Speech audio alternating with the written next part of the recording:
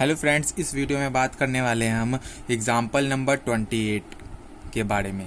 ठीक है, तो आप लोगों को एग्जाम्पल नंबर 20 में ए मैट्रिक्स गिवन है, बी मैट्रिक्स गिवन है एंड सी मैट्रिक्स भी गिवन है, बट आप लोगों को इसमें निकालना क्या है, डी मैट्रिक्स। और डी मैट्रिक्स आप लोगों को निकालने के लिए एक इक्वेशन दे दिया है। इस इक्वेशन के थ्रू आप लोग डी मैट्रिक्स निकाल सकते हो। तो चलो फिर इस सॉल्यूशन को कर देते हैं स्टार्ट। और मैं डी मैट्रिक्स को एक एज्यूम कर लेता हूँ।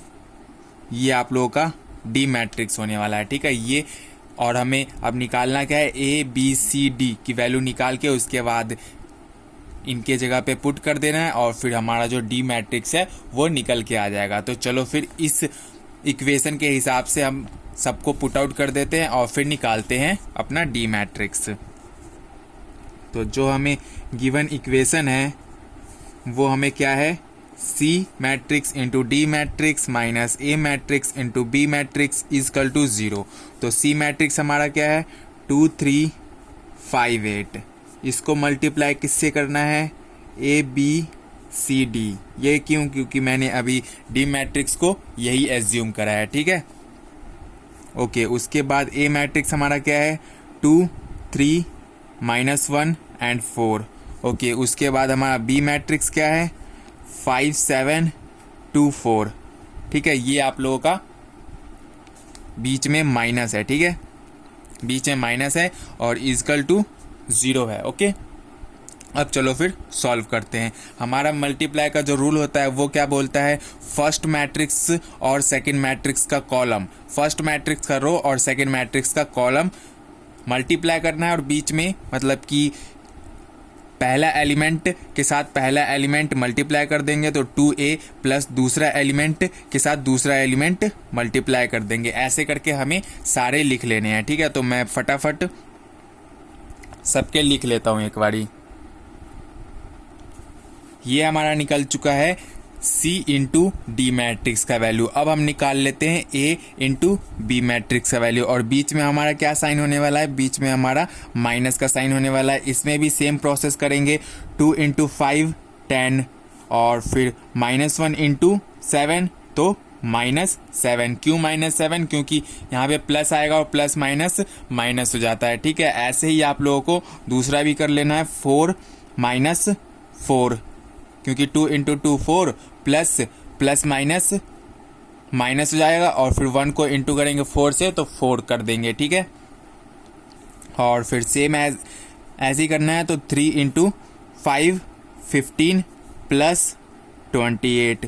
उसके बाद 3 into 2 equal to 6 plus 4 into 4 16। ये आप लोगों का ए इंटू बी मैट्रिक्स का वैल्यू आ गया। ठीक है, उसके बाद आप लोगों को क्या करना है, ये हमारा कौन से पोजीशन पे, ए 1 1 पोजीशन पे है और ये भी हमारा ए 1 1 पोजीशन पे है। तो इसको हम लिख सकते हैं ए 2a प्लस 5c -3 मैंने यहाँ पे क्यों लिखा, क्योंकि यहाँ पे 10 में से 7 को माइनस करेंगे तो प्लस का 3 हो जाएगा और प्लस का 3 जब ये माइनस ओपन होगा तो ये हमारा माइनस हो जाएगा। तो मैं इन दोनों को प्लस करके उसके बाद इकट्ठा एक मैट्रिक्स बना रहा हूँ। ठीक है, और ये हमारा 0 मैट्रिक्स है तो इसको हम लोग यहाँ पे लिख सकते हैं 0 0 0 0। ठीक है, इसको हम लोग ऐसे भी लिख सकते हैं क्योंकि ये हमारा नल मैट्रिक्स है। ठीक है, ये हमारा A1 1 की वैल्यू आ गई। अब A2 की वैल्यू क्या आएगी, A1 2 की वैल्यू क्या आएगी, 2b प्लस 5d एंड 0। यहाँ पे आप लोगों को कुछ नहीं लिखना क्योंकि 0 को आप लोग लिख के भी कोई मतलब नहीं बनता। ओके, उसके बाद 3a प्लस 8c माइनस यहाँ पे तुम्हारा क्या हो जाएगा 43। ओके, उसके बाद 3b प्लस 8d माइनस 22। ये हो गया तुम्हारा RHS।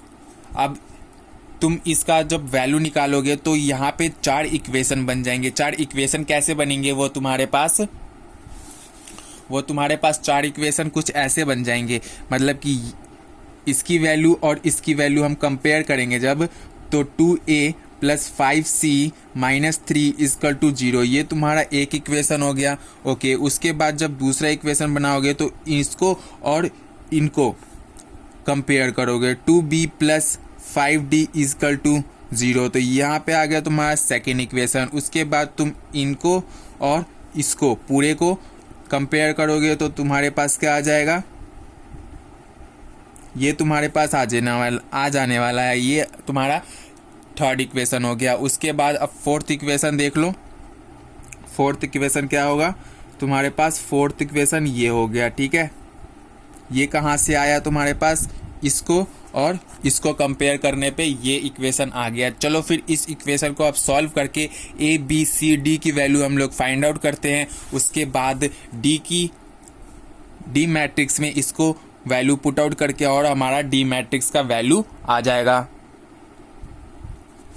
और इस चारों इक्वेशन में तुम्हें पहले तो ये आइडेंटिफाई करना है कि कौन से दो इक्वेशन में सेम कैरेक्टर डिफाइन हो रहे हैं। मतलब कि पहला इक्वेशन में तुम्हें ए सी मिल रहा है, ए एंड सी, दूसरे में तुम्हें बी डी मिल रहा है, तीसरे में तुम्हें ए सी मिल रहा है और चौथे में तुम्हें बी डी मिल रहा है। तो ऐसे दो इक्वेशन को तुम यहाँ से कैरी आउट करो, जिसको सॉल्व करके हमारा अच्छे से जो वैल्यू होगा वो निकल सकेगा। तो मैं पहले फर्स्ट इक्वेशन और थर्ड इक्वेशन को कैरी आउट करता हूँ, उसके बाद हम निकालते हैं ए और सी की वैल्यू, ठीक है। ये आप लोगों का फर्स्ट इक्वेशन हो गया। ओके, उसके बाद अब लिख देता हूं मैं थर्ड इक्वेशन।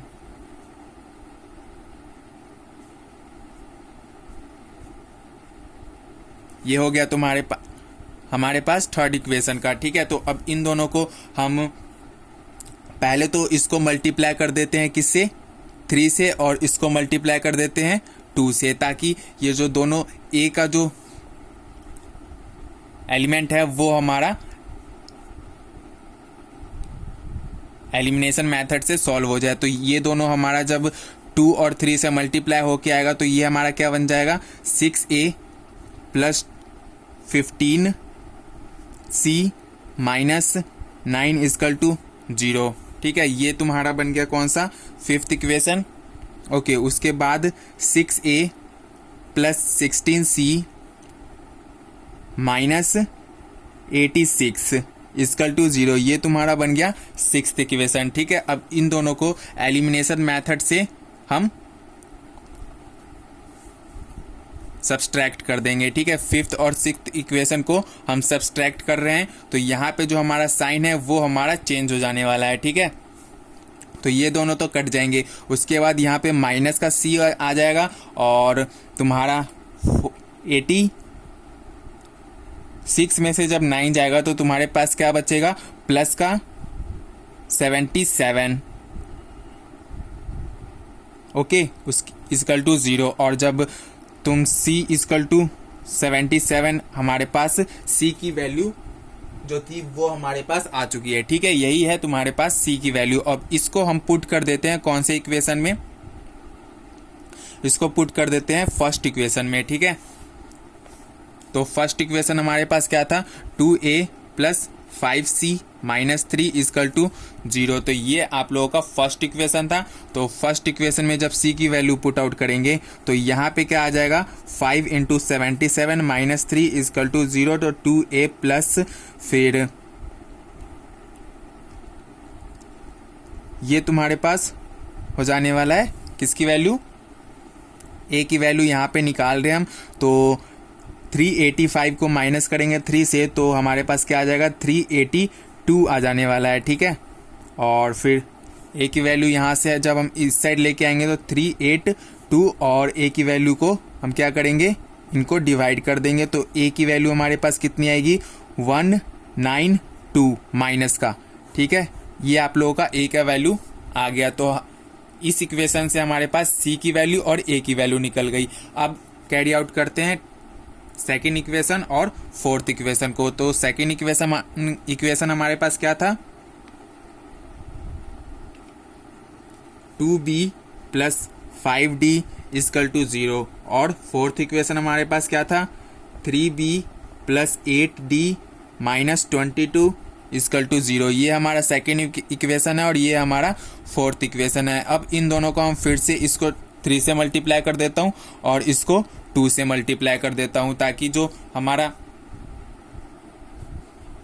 b का जो एलिमेंट है वो हमारे पास क्रॉस हो जाए। तो ये हमारा मल्टीप्लाई करने के बाद क्या आ जाएगा, 6b plus 15d equal to 0, ये तुम्हारे पास 7th इक्वेशन बन जाएगी। ओके, उसके बाद इसको मल्टीप्लाई करेंगे 2 से, तो 6b plus 16d minus 44 equal to 0, ये तुम्हारे पास 8th इक्वेशन बन जाएगी। अब इन दोनों इक्वेशन को हम एलिमिनेशन मेथड से मेथड अप्लाई करके इन दोनों को माइनस कर देंगे। ठीक है, तो यहाँ पे हमारा जो भी साइन होता है वो सेकंड वाले इक्वेशन का चेंज हो जाता है। तो यहाँ से हमारा ये कट जाएगा और माइनस डी, और यहाँ पे plus 44 equal to D equal to 0, और डी की वैल्यू जो है हमारे पास 44 निकल के आ जाएगी। और इसको कहाँ पुट करेंगे, पुट इन सेकेंड इक्वेशन। इसको जब हम सेकेंड इक्वेशन में पुट करेंगे तो हमारे पास b की भी वैल्यू देखने को मिल जाएगी। ठीक है, यहाँ पे आप लोगों का d का वैल्यू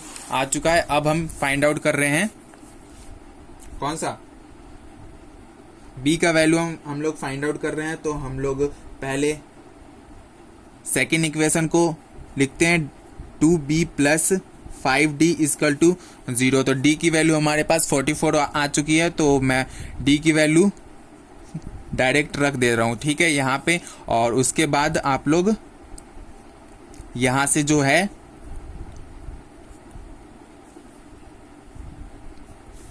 आप लोग देख सकते हो 2b की वैल्यू कितनी आ जाएगी, 220 माइनस में, क्योंकि इधर प्लस है तो फिर राइट हैंड साइड जाके माइनस हो जाएगा। और b की वैल्यू तुम्हारे पास कितनी आ जाएगी, b की वैल्यू तुम्हारे पास 110 माइनस का आएगा। ठीक है, क्योंकि यहाँ पे हमारा साइन माइनस का है। तो हमारा जो डी मैट्रिक्स है उसका डी मैट्रिक्स हमारा क्या बन जाएगा, a की वैल्यू कितनी थी, -191, c की वैल्यू कितनी थी 77, और d की वैल्यू कितनी थी 44, और b की वैल्यू कितनी है -110। ठीक है, ये हो गई तुम्हारे पास डी मैट्रिक्स का वैल्यू आ गया है। ठीक है, तो यहीं पे आप लोगों का जो क्वेश्चन था वो कंप्लीट होता है। अगर फिर भी आप लोगों को कोई भी डाउट है तो आप लोग कमेंट सेक्शन में पूछ सकते हो।